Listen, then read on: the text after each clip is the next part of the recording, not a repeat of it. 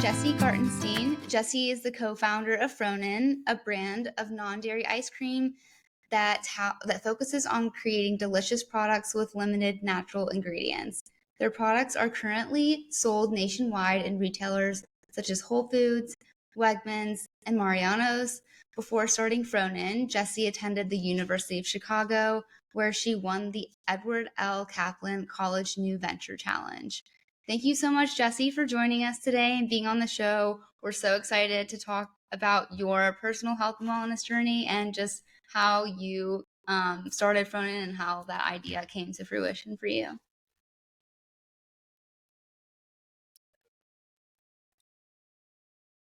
Definitely. So, Jessie, if you want, we can go ahead and get started with our questions. First of all, I personally tried the product. I've dabbled into sort of the non-dairy alternative dessert space for a while now. I'm really curious to hear first off sort of your path to health and wellness from a personal aspect. I read on the Fronen bio that this journey started with you sort of struggling with chronic issues due to your celiac disease and your lactose intolerance. And I'm a member of both of those clubs, so I would love to hear sort of your journey. I'm sure it was a long one to kind of find what worked for you. So celiac disease when I was 13. Growing up, I was always kind of a sick kid. I, always had a stomach ache, never really felt right.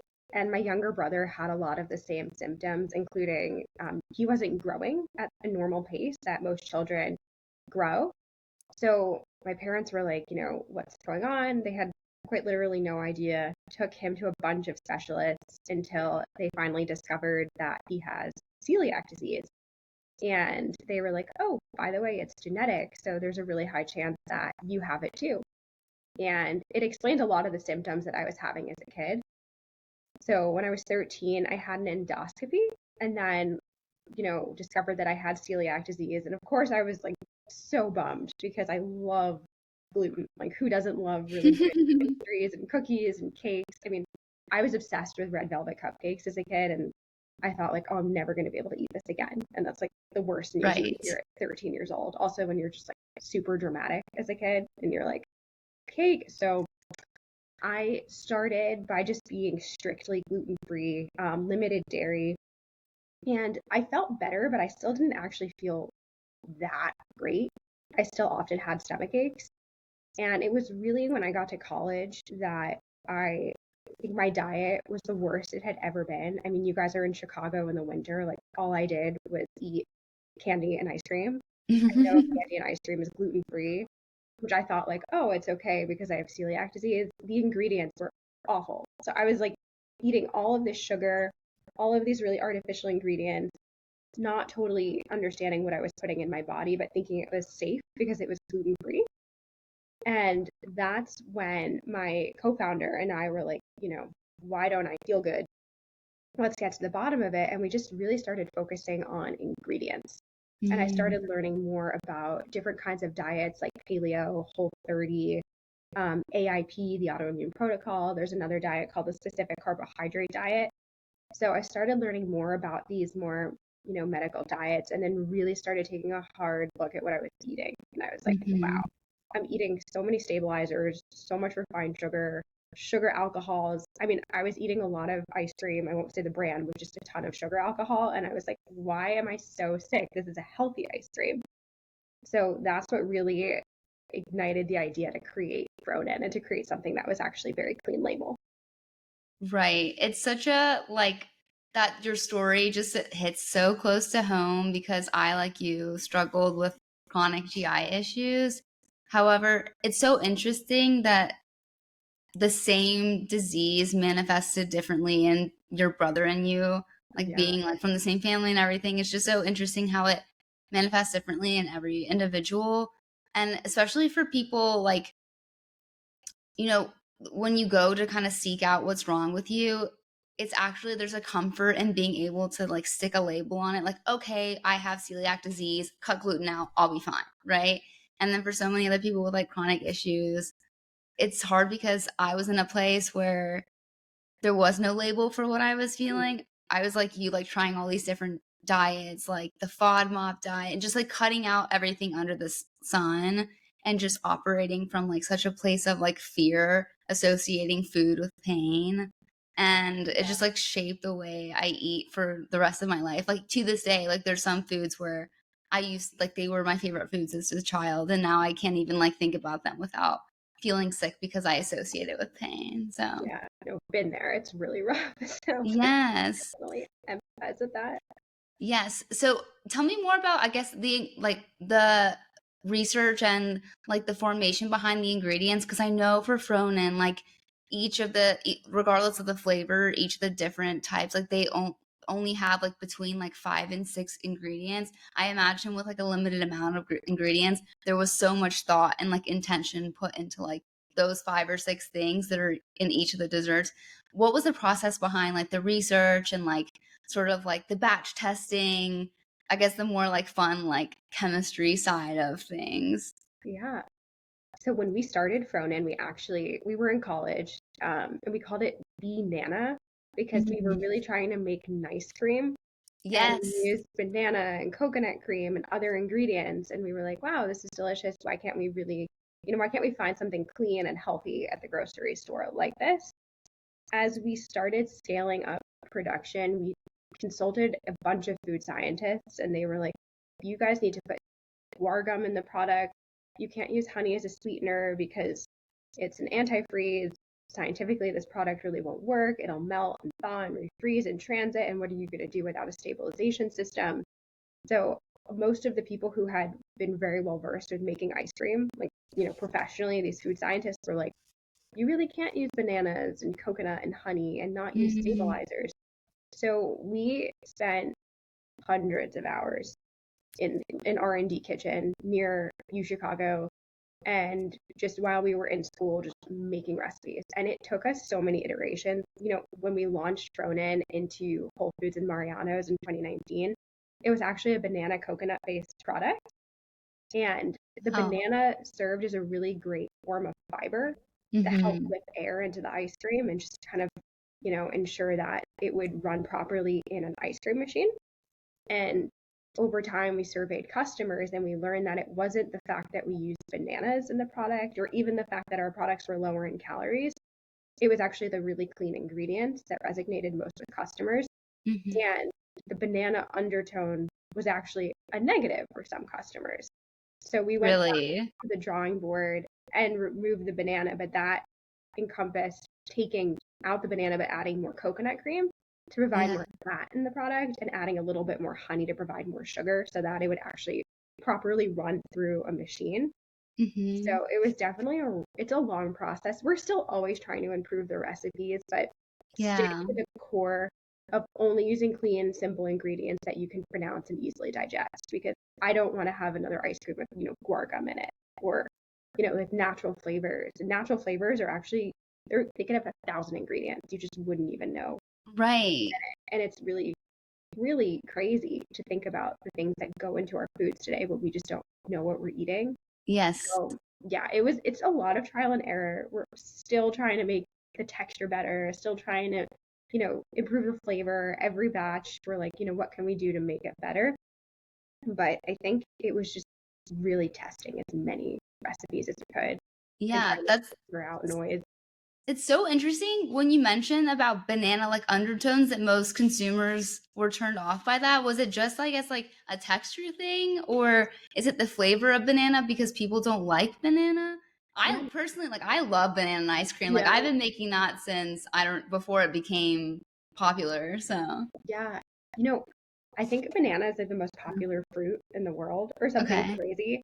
But the issue that we ran into was, we'd call it a vanilla flavor, but it would be kind of like a banana vanilla, a chocolate okay, vanilla, not I vanilla, not a, see. yeah, a chocolate banana, a mint banana. And it was a little bit limiting for us in terms of, having a base that's neutral of what we could actually do with it. So Yes. that's how we were like, okay, we're gonna stick to using just coconut because it's more neutral in flavor. Yeah. Well, I mean, that is so true because I know like my favorite flavors, I think are probably the chocolate and coconut combination. Like for me, that's just a flavor you can't beat. So Yeah, I like return back to that one, like no matter which other flavors that I try. me too. Not being like a fan of chocolate that much myself by Mhm. nature, but that one is just like unmatched for me. So that's interesting. Yeah. Yeah, me too. I love our chocolate flavor. It's my favorite. Yes, yes. But it's so true. I guess there's so many different products out there, like especially in the health and wellness space. I like you, I've always sought out ice cream alternatives because my favorite dessert, hands down, is ice cream.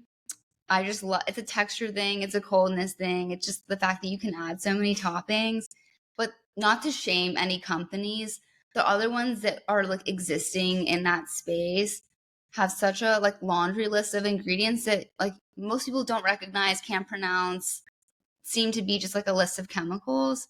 And like as a consumer, when there's so many products out there and the market's so saturated, I I go back to and like so respect the companies that are just so transparent about the products that are in there because at the end of the day, when you have a chronic issue that's so inflammatory by like certain ingredients, there's such a comfort in being able to know like okay, this is what I'm putting in my body every single time I eat Fronen.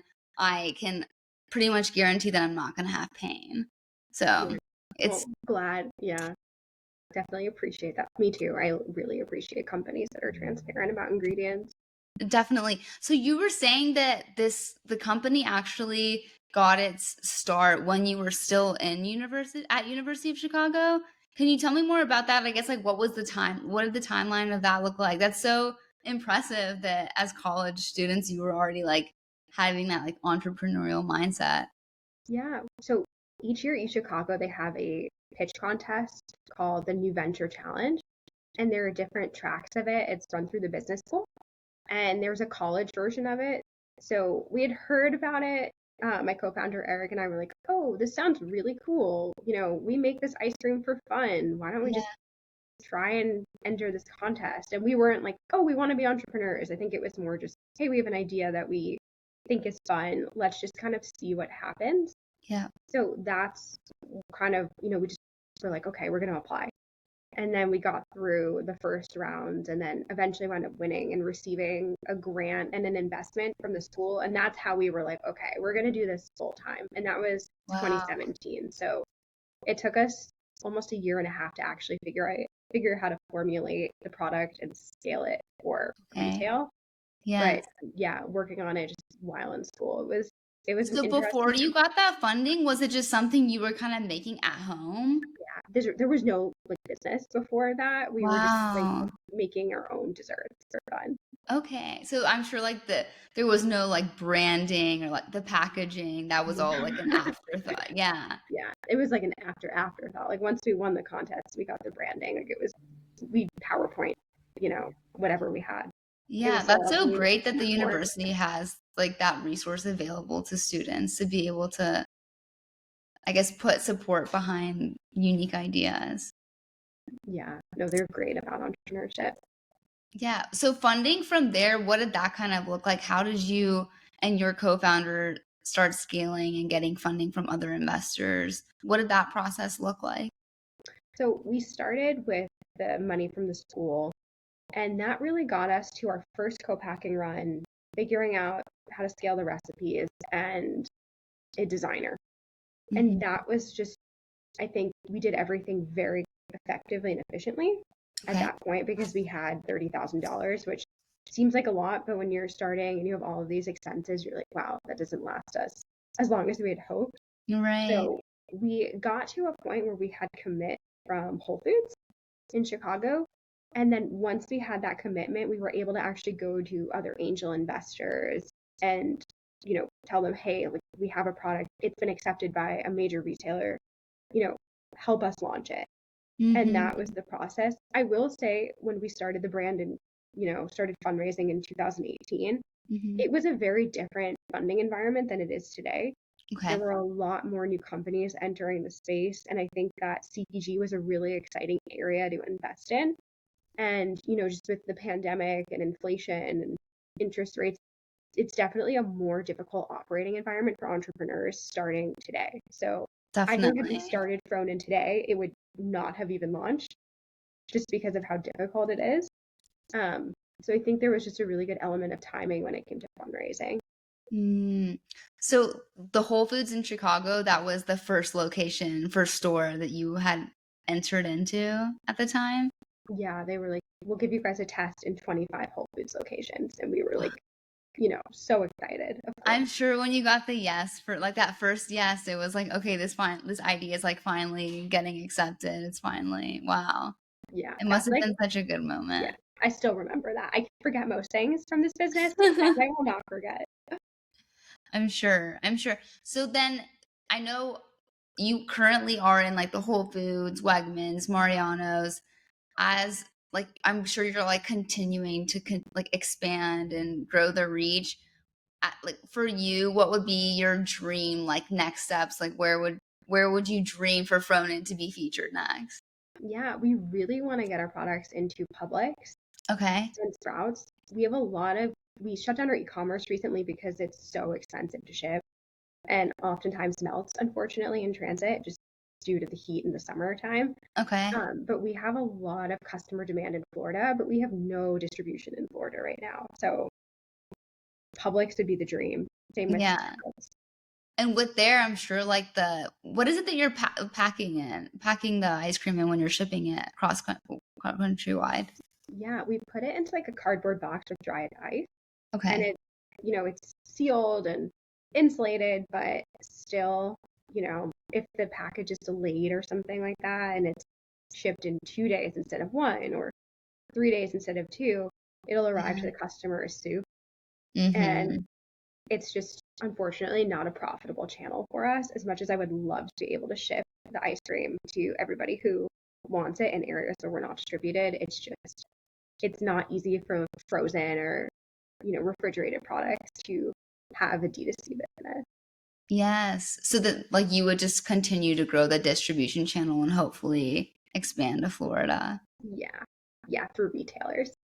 What age groups do you see like Fronen being most popular amongst? I'd be curious to see like what age groups are like engaging most with these ice cream alternate non-dairy alternatives.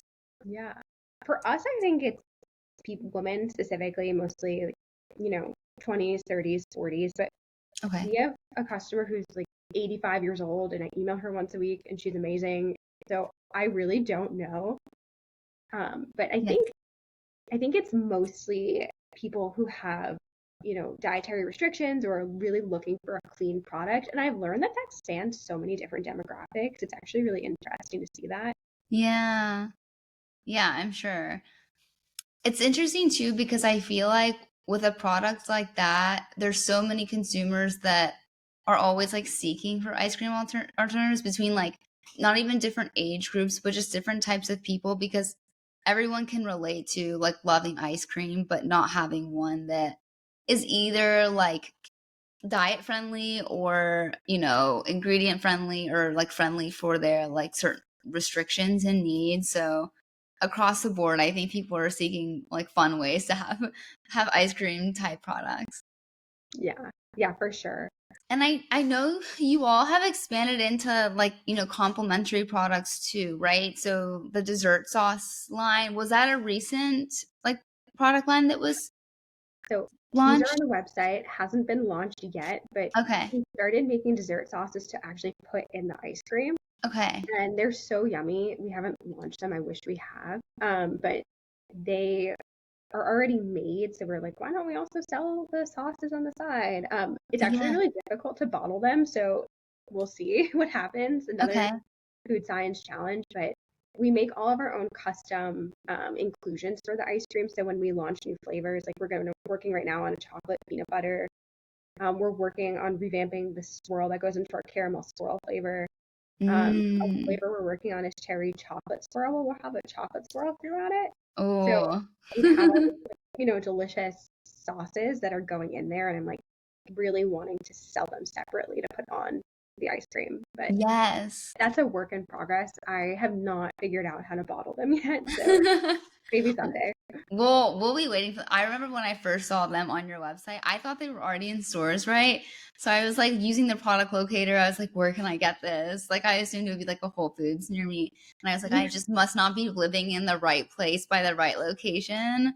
So I'll stay tuned. I'll stay tuned to try Yeah, them. no, I wish they're really good. That was gonna be my next question. So like where do you see like in terms of I know you mentioned a cherry chocolate flavor, but future like steps in terms of like flavors or different product lines? What is your dream of like expanding the brand and rolling out different types of products or even other, you know, ideas for companies that you may have? So yeah, definitely new flavors are like the first bit of innovation for us because those Okay. are those are slightly more attainable innovations since we're already making the pints and we've already got, that whole entire supply chain set up. Uh-huh. So we're looking to launch mango, chocolate peanut butter, some sort of latte or cold brew coffee flavor, Okay. and the cherry chocolate flavor. So Yum. those are a work in progress. Yeah, really excited for those. So hopefully those will be in stores next year or maybe the end of this year if we can get our timeline, Yes. better. And then beyond that, I think there's a lot of opportunities for different formats of Fronen, whether it's, a novelty like an ice cream bar or maybe just a smaller serving size for kids. But I've just kind of been looking at the non-dairy space generally and trying to assess where there's room for innovation. And there are Mm, a lot of products that are now moving more into this novelty okay. set, creating ice cream bars or sandwiches, and that becomes then very crowded. So it's always difficult to figure out what the innovation will be next. I still really want to launch these sauces, so I think after the new flavors, that'd be the priority. Yeah. But it's a whole different, kind of product format. So it'd be really interesting to see what having a non-frozen product is like. Right. I feel like each product too has its own recipes. I feel like with the novelty ice creams, like the bars, like the sandwiches, because it's like less volume, I would imagine it melts quicker. Is that the right It understanding? totally, So, yeah, it totally could. I've never okay. actually thought about it, but yeah, it probably Yeah, does. so the dry ice and like the shipment and distribution probably would be like a whole another beast of its own for like Yeah, novelty products. yeah, those Yeah. seem a little bit trickier, and they're much more difficult to manufacture. So Are they? yeah, Yeah. Well, I would like, I mean, coffee, I'm a huge coffee flavor fan. And then like any type of ice cream, like if ice cream brands have like cones that get made, like I mm, feel like cone when you add a cone to an ice cream, it's just like levels up. So yeah, I'll stay tuned for any products yeah, you expand into. yeah. A clean ice cream cone is actually such a good idea because I haven't seen any. Yeah, I haven't either. I haven't either. I think it's, I don't know, maybe this is like, tell me if this is the right understanding, but I feel like in spaces like this where it's so heavily saturated, it's like about understanding where like consumer needs haven't been met yet. And Yeah, so, that's like the whole entire, like that's the question. What is not being done? And then yes, really finding that white space. But it's really difficult to find it. I'm sure, especially with health and wellness. I feel like it's like you said, now there's a product and company like popping up every single second of the day, it seems like, and it's just Yeah, hard to keep up. yeah, yeah, for sure. How does the marketing and like scaling look like for you all? What is marketing like? What is the process that is used to marketing aside from like obviously the brand being displayed in stores and whatnot? Yeah.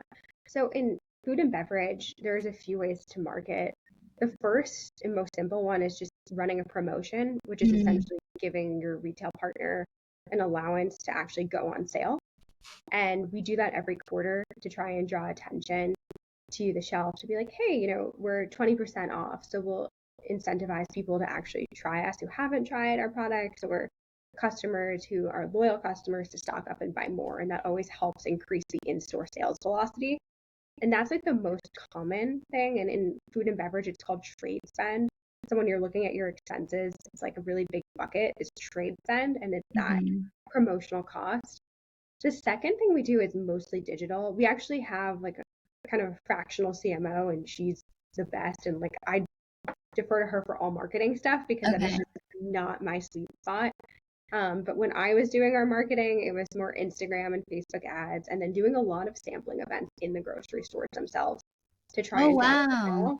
The Yeah, issue is like it's not a scalable way to market, unfortunately, because it's so expensive to have somebody go to the store for 3 hours and hand out ice cream. that's But now, true. yeah, it's crazy. But now we do mostly Instacart ads. We do Whole Foods has a an Amazon ads platform, so we run ads there, Okay. and then we use Aisle, which is a coupon app, so we can give deals to customers to go try us in store for a discount. And we Okay. really promote those Aisle campaigns on our email list host. Okay. Yeah. Yeah. I think too, I see a lot of companies now because of how prominent social media is. Has that played a role in the marketing of Fronen at all and sort of like the scaling of the business that way? Yeah, when we started, I think influencers were like really having a moment where people were paying a lot of money for influencers to post. And we had done some paid deals with a few influencers, and some of them were really positive for us because there were certain influencers who had a follower base that was essentially almost like the Fronen customer base. So Mm-hmm. having them actually be able to like try the product was Yes. great. But I think as time has gone on, influencer marketing, and maybe I'm just out of the game, but I don't see as many brands paying influencers to actually like post about them or give discount codes. It seems like more organic. And I think that's probably better that, if somebody has a big following and they find your products and they post about it because they genuinely like them, that's Yeah. always really great. But yeah, I think when we started, I saw brands spend a lot of money to work with influencers. Yeah. Like as a consumer, for lack of a better word, I'm influenced so much more when I see an influencer like genuinely using a product and just like having it, they're eating, like for example, let's say Fronen, like they're just eating some ice cream and like, oh, I love this ice cream. But if it's like you can clearly tell it's like a sponsored ad, I'm like, Yeah. okay, well, there's some incentive that went into that. So I listen a Yeah. lot more when it's an organic influencing. Yeah. And we found that like if somebody follows a diet, like the AIP diet, right? The autoimmune Mm. protocol, and they have 50 followers and they post, I've seen us get like 50 new followers from that, Oh, even though, wow. whereas with somebody with 100,000 followers, if they post, we'll get like 5 new followers. And I think it's really just about hitting the right customer instead of the right amount of followers. That's what I've noticed for our brand, though. Yes, like a small loyal following. Yeah. Yeah. Kind of curious, like, what do you guys like have any partnerships with like healthcare professionals or like kind of like what kind of partner organizations do you guys work with to, obviously like promote awareness about the product and then just obviously like the entire community as a whole? Yeah. So before the pandemic, we actually started looking to partner with a few hospitals in Chicago to do a single serving format as a dessert option. And then the pandemic happened and that just all went away. But definitely a dream would be to like partner with, hospitals or different organizations that are focusing on, providing better food and to be able to, provide Fronen in lieu of whatever is being served right now. But we currently don't really have any partnerships, but it's such a great area to look into. Yeah, I'm kind of curious, like, what about with like doctors who actually specialize in treating patients with this condition? Like, has there been any thought into like reaching out to those, like you in Chicago and also just like nationally? Yeah, yeah, in the past, and you're reminding me I should probably like do this again. We used to mail coupons to doctors to give to their patients when they would meet with them and talk about, their dietary restrictions and what foods are compliant. So we've done that in the past, but haven't done that in a little while, and it's actually a really good idea. So thanks for the reminder. Of course. And I guess just like I know, kind of a barrage here, but another question that's kind of been on my mind as you've been talking is the advent of like a lot of these technologies. Or I mean, like tech, or not even health tech, like kitchenware that like has made it easier to like have frozen food for and what you're putting into it. Like I'm just thinking like one big thing that I've started using a lot right recently is like the Ninja Creamy, right? Mm. And like how that's kind of changed the way that consumers can kind of like make their own dessert, right? Make their own ice cream. Kind of curious how that's like changed your guys's, if it has at all, like maybe any kind of stance, and then what kind of a potential response to that would be. Yeah. Honestly, it really hasn't. I think most people are generally kind of lazy, like, Yeah, and yeah. want something that's packaged. At least I am, so I'm speaking for myself. But I think we've seen people like take Fronen and actually use it as the base for a smoothie. So I don't think it's as much of a competitor as it could be more of a complementary product, or if you're just time strapped, then you want something convenient and it's late at night, you're probably just gonna like pull whatever's out of your freezer. I found that a lot of our customers, a lot of them actually have Crohn's and colitis, and Mm. they can't find compliant desserts for their diet. And Fronen is the only compliant ice cream for a lot of these autoimmune specific diets. Oh, wow. And so a lot of parents have emailed us saying, like, thank you for making something that like my child can take to a sleepover or a birthday party and not have like a homemade product, but have something that they feel like quote like normal, buying at the store. So I think there's always like that huge benefit of, being able to have something that's made it not by you, even though of course like I love making my own stuff at home, but it's Yes. just kind of a lot of time. Um, so yeah, that's kind of the way we think about it, but we're not too concerned about like, people creating their own product at Okay. home. Yeah. Yeah, I'm so glad you brought up the Ninja Cream because I feel like that's also something that's gotten really popular this past year. And it brings up a good question of, I know like prior to Fronen entering the space, there was like the existing alternative, like non-dairy frozen products. But what do you see as like your biggest competitors, and like how do you also like navigate sort of the landscape of competition in such a saturated market? How do you sort of like keep up with consumers and like monitor like the analytics on like, I don't know if it's a daily or like whatever basis that you're sort of paying attention to those things? How do you make sure that Fronen sort of stays in like the realm of wellness relevance, so to Yeah. speak? Yeah, I think okay, so when I started Fronen, I was like, oh, the competitors, like bad, like Yeah. competition. Yeah. But as we've gone through just the pandemic and navigated a really difficult operating environment, just generally as a business, I have become very good friends with a lot of people who are like our competitors because we Okay. all have like a lot of the same issues that we're facing from a business perspective. Right. And so it's become more of like a collaborative thing where it's like, I think our products are all differentiated enough. Like, yes, there are other non dairy ice creams, but there aren't any as clean as Fronen, or, say Mm-hmm. another competitor has like a really unique flavor that we'll probably never have because I can't make like a cheesecake flavor with 5 or 6 ingredients. Like it's just not Right. not gonna happen.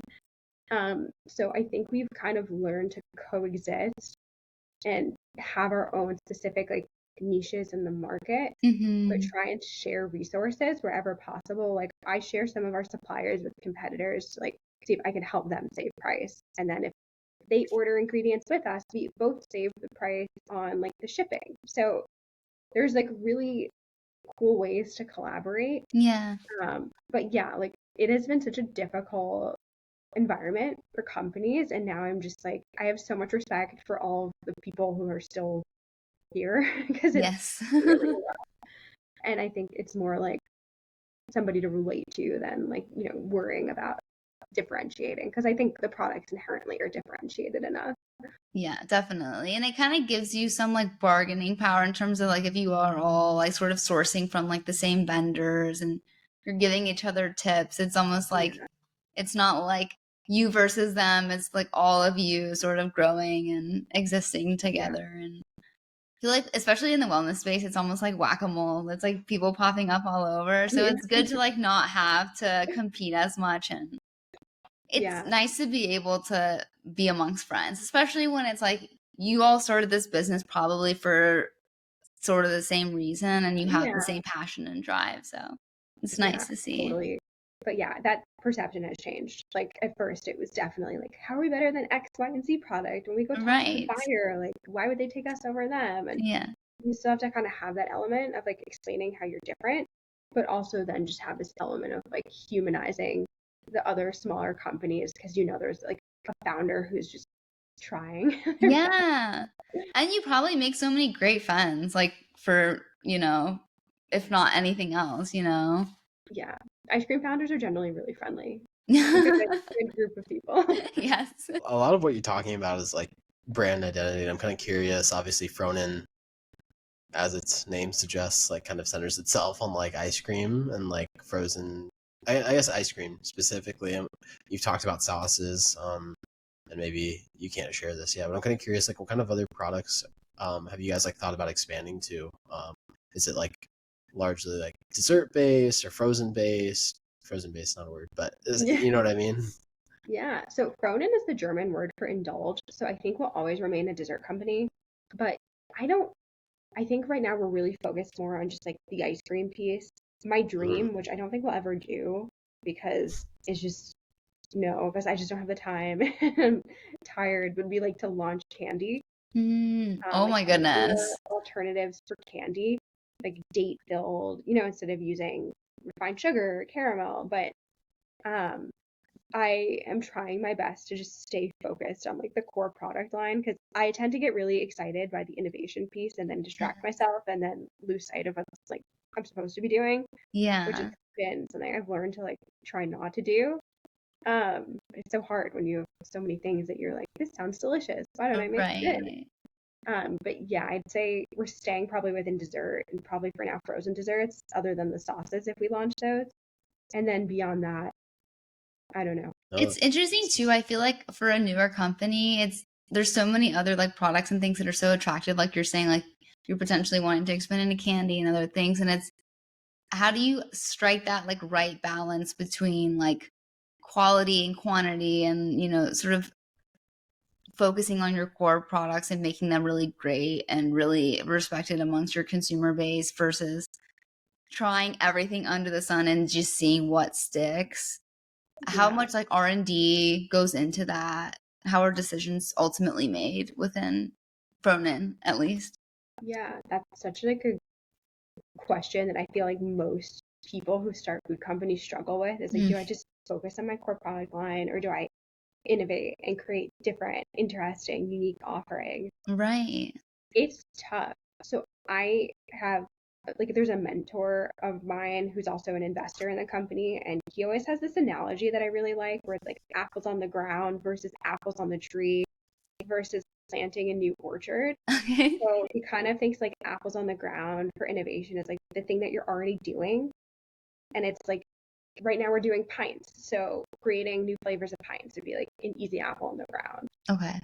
Like then apples on the tree are like things within frozen or things that like are within my knowledge and supply chain that I could do, but are still maybe a different process or a different product format and require a different kind of packaging or Right. other ingredients or whatever it is. And then planting like a new orchard is literally like, okay, we're gonna do candy now with no knowledge of how to make candy.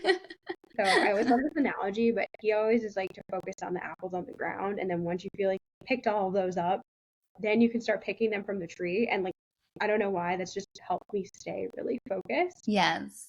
over time. So yeah, that's how we've done it. But there are some brands that make new product lines and they do a really good job. But I found the ones that are the most successful do really well with the core product line and then have product extensions like many, many years down the line. Okay. Just out of curiosity, are there any products you tried or tested, maybe internally or with your consumer base, and they just failed? I would say just like flavors because we haven't Okay. gotten to the point of scale to launch a new product line. Uh-huh. Um, but yeah, we had a cinnamon flavor and just nobody bought it. And it was so sad. Really? It was really That's, I feel tasty. like, a core like flavor amongst ice cream eaters. I know, like nobody bought it. And then we also had this really delicious, just like straight up peanut butter flavor. Okay. Nobody bought it. I mean, not nobody, but it Wow. didn't do that well. So we just immediately we discontinued it and replaced it with new products, like new flavors.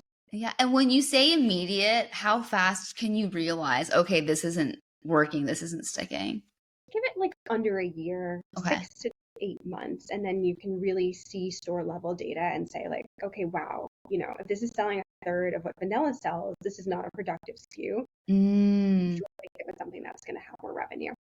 Interesting. Even if you love the Interesting. taste, it's just like, you know, you kind of Yeah. put it Peanut off. butter you think would I don't know. That's I interesting to know. me. It was just a plain peanut butter flavor, and I think it needed something in it, like chocolate. Yeah, You know, it was just kind of maybe. boring, but really Maybe. tasty. And then I guess like as a someone starting a business, was there anything that I'm sure there might be a million things, but was there anything that was surprising to you that you never thought would be okay, when I thought I was starting Fronen, this is not what I expected either the company to be, the job to be, my day to day to be? Like, were there any surprises along the way? Yeah, lots of surprises. I'd say the biggest surprise, actually, I didn't even consider when really starting this company was just like the limited access to sales data. So we actually Mm, don't get any store level data from the retailers in terms of who's buying the product, what's their demographic. We don't really know based on, being in retailers who our customers actually are. okay. So I have very little insight into that. For some stores, I'm able to see the movement and like how our product is selling on shelf. And I'm kind of able to guess, like, okay, this store is in, Lincoln Park in Chicago. Like, Hmm. here's the demographic of like the Whole Foods Lincoln Park shopper. But other than that, I just don't know. So I think that there's a lot. You almost want to try and become like a data company and a marketing company when you're a food company because you're able to really understand who your customers are and then target those customers. And that's, I think, ultimately how you become successful, is really defining your customers. Yeah. But it's so difficult. And I think that not having access to data makes it even worse. And I thought when starting it, like we'd understand who's buying Fronen, but it's Right. still a mystery other than my like people I talk to on Instagram or Yeah. Facebook. Because without that information, you don't know what your consumers are gravitating towards, what they're wanting.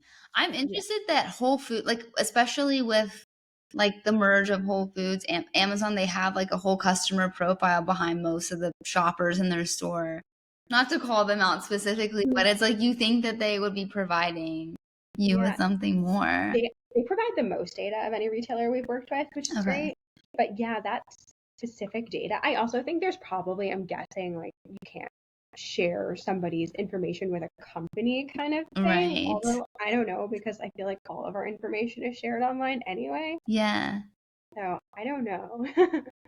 That's so interesting. Yeah. Yeah. And in terms, I guess, if you were to be giving advice to someone else that's very passionate by the wellness space, maybe has products, ideas, stuff they've tested at home, what's your biggest piece of advice, and like what would you have done differently if you could go back to college self that was making front end out of her dorm room? What would you do differently? I think I'd probably try and start. I think one thing that I would, just a piece of advice that I think we did right, and then I'll tell you what I think we did wrong. Mhm. Piece of advice for the correct thing is like start on a smaller scale in like a local community. Okay. And we kind of really just started in Chicago and really focused there Hmm. for a few years and built up a customer base and built up our distribution. Thing we did wrong, we had tried to hand manufacture things for a little while, and then we moved to a contract manufacturing partner, Okay. and it was prohibitively expensive. The first manufacturer we worked with, Okay. and I think one thing that we kind of were like, oh, it's okay if the margin isn't as great today as it could be in the future. I would always, no matter what, like whether you're starting on a small scale or you're starting at a manufacturer's, just like really pay attention to your margin. Mm, Because yes, sometimes with scale it does get better, but your expenses become greater too as you start scaling a company. So looking at profitability from the get-go is really important. And I think when we were just starting out and just, thinking about, how are we going to get product to the store? That was like the only thing I cared about was like, does it taste good and is it getting to the store on time? And, yes. we stayed a little bit too long in a manufacturer's that was just way too expensive. We switched and that helped a Okay. lot. But yeah, like, a lot of the initial funds were spent just making the product where I wish we spent them on like marketing it. So it's a tough Yeah. balance. Well, it's hard. I mean, you're excited. You want the product to do well. You're passionate about it. You want other people to be and to love it and to, I don't know, Yeah. appreciate just as much as you. It's hard to, I feel like if I was doing something like that, it would be like finances aside. I would be like, I would put any amount of money. I just want people to like buy this ice cream. So Yeah. Yeah. I'm kind of curious. Obviously, hopefully, the people listening are big fans of Fronen, and obviously, you're growing a very strong and loyal customer base. What other kinds of products are like your favorites? As someone like who obviously like is like continuing to try new foods and like try new things that like work, you know? Yeah. I really, as a company, just love Simple Mills product. Um, they're Also a big tasty. fan. Yeah, they're so good and so clean label. Yes. And if anybody eats Fronen, I'm guessing they like probably enjoy those products too because it's a similar thing, but they do it like cookies, crackers. I think, oh my goodness, like mixes. They started with mixes, but I really like their like cookies. Those are my favorite baking mixes. So I would say that's one company that I really, really love buying products from. Otherwise, I just like try and make most of my like meals from scratch, because I found the more I learn about just like the types of oils that they put in most products that I think are healthy, you know, like sunflower oil is meh, but like, canola oils in a lot of products. And then when you eat out, you don't really know if you have like cross contamination with the food that you're eating. And it's tough. So I think I prefer to like make my own food, but when it comes to snacking, Simple Mills is like my favorite. And Siete, all of their products, so good. You guys, I really like chips and like so good. Yeah, Those I'm would be Yeah. also a big fan of the Simple Mills, like crackers, cookies. I actually like, I have like some Fronen and like Simple Mills like cookies. Like I don't know if you have had like their chocolate cookies and like the mint ones. I have yeah, like the mint ones and like the chocolate chip mint Fronen, and I like crushed it on top and ate it. It was amazing. It was yeah, very niche, but yeah. yeah. Sounds so good. Do you have any like companies that you feel like reflect like similar values to you, like in other like dining experiences? That was horribly worded, but like, for instead of like dessert, obviously you said like Simple Meals for like snacking, also pseudo dessert. But what about for like like main courses? Like are there this is also just a deficit of my own knowledge. Like are there companies that kind of specialize in like meal prepping Mhm. for those that have like similar conditions or Yeah, I, haven't really looked into too many of them, to be honest, because I just have been just making my own food. Mhm. I don't know if you know any, but I'm not sure. I think I see like I get Instagram ads for like Factor and other types of So products do like that. I. And I Yeah, want I don't know if it's just, influencers being influencers, but they look so good and clean, but it's just hard to know until you try it yourself.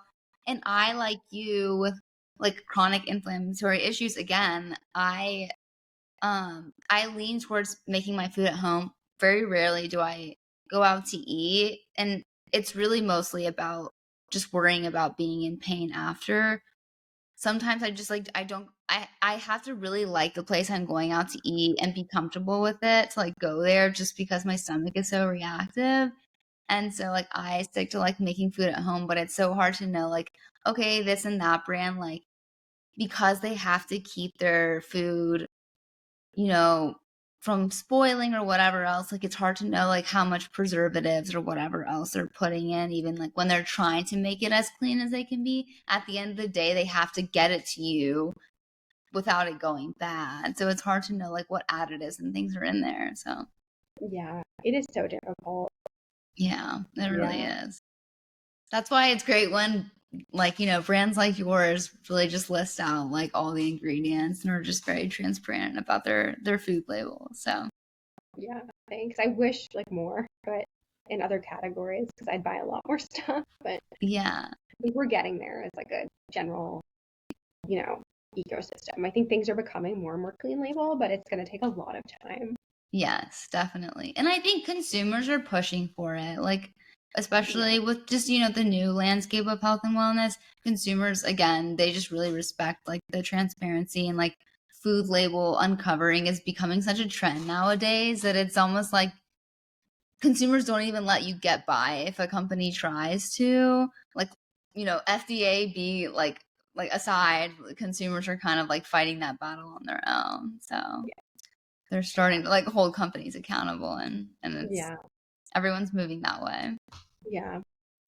Well, Jesse, it was so nice to meet you tonight. We so appreciate the time and spending your evening talking with us, your like road and, journey with your health and, wellness journey, and just the fruit, like, the business of Fronen coming to fruition. It's so inspiring, and you taking such an alternative path with like your career and life. It's inspiring to like others like us that are really tapped into like the health and wellness space and are looking to do similar things in the future. Thank you guys. Thanks for putting this together. It was super fun to meet you both.